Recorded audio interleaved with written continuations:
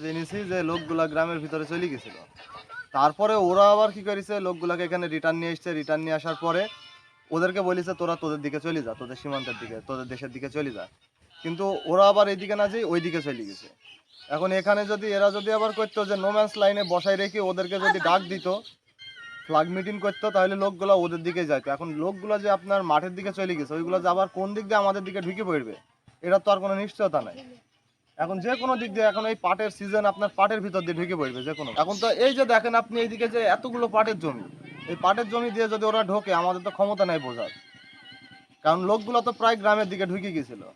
থেকে উঠে দেখি যে 4 জনকে পুশিং করেছে বিএসএফ এবং আমাদের বিজিবি ভাইরা ওদের রুখে দিছে।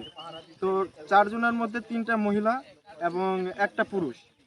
মহিলার 3টার বয়স হবে 20 থেকে 22 এবং পুরুষটার বয়স হবে 19 থেকে 20 এরকম। তো আমরা বৃষ্টির আগে যেয়ে দেখি একটা 22 ঝাড়ের নিচে ওরা বসে আছে, একদম ইন্ডিয়ান তার কাটা খুলে আমাদের 5S প্লেয়ারের কাছে। ওখান থেকে দেখতে পাইছিলাম। তো ওখানে দেখছি বসে বৃষ্টি আসছে বলে আমরা পালিয়ে আসছি এবং বৃষ্টির পরে যে দেখি যে ওরা আর নাই।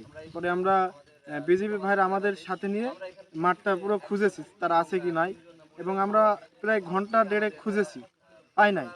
এবং এখন বিজিবি ভাইরা তদন্ত করছে, এখন তারা যদি পায় এই কুশিন যে হচ্ছে, বিজিবি ভাইরা আমাদেরকে নাম্বার দিছে এই ফোন দেওয়ার জন্য, তাদেরকে বলার জন্য যে কোনো পুশিন হলে আমাদেরকে বলবা, এবং তাদেরকে আমরা এইভাবে সতর্ক করছি।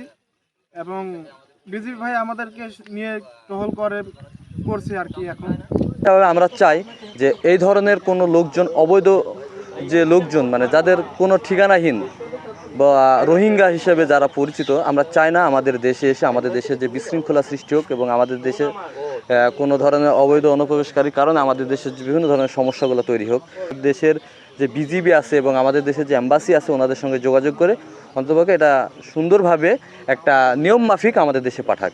আজকে সকালবেলায় আমাদের বাংলাদেশে এবং খালপাড়া সীমান্তে থেকে 4 জন লোককে, 1 জন পুরুষ এবং 3 জন মহিলা, তাদেরকে আমাদের এখানে প্রবেশ করায় এবং এটাকে সাধারণ যে জনগণ আছে এবং খালপাড়ার জনগণ আছে এবং আশেপাশের জনগণ এবং বিডিআররা এটাকে প্রতিহত করে এবং কঠোর অবস্থানে যায় এবং তাদেরকে আবার চেষ্টা করা হয় তাদের দেশে পুশ করার জন্য। এখন ভিতরে যে মাঠ, যে বড় বড় পাটগুলো আছে, এই হিসাবে আমাদের হয়তো সাধারণ চোখে দেখা খুবই অসম্ভব। সেই হিসাবে তারাকে এটাকে অনেক ঢাল হিসাবে ব্যবহার করছে এবং আমাদের দেশে এই কারণে এরা প্রবেশ করার মতো একটা ভালো রকম সুযোগ বেছে নিয়েছে এবং রাতের আধারে আমাদের এখানে পৌঁছে দেওয়ার চেষ্টা করছে। আমরা এলাকাবাসী আমরা দেখি যে বিজিবি অনেক সুন্দরভাবে টহল করে, তো ওনারা প্রতিনিয়ত এখানে থাকে।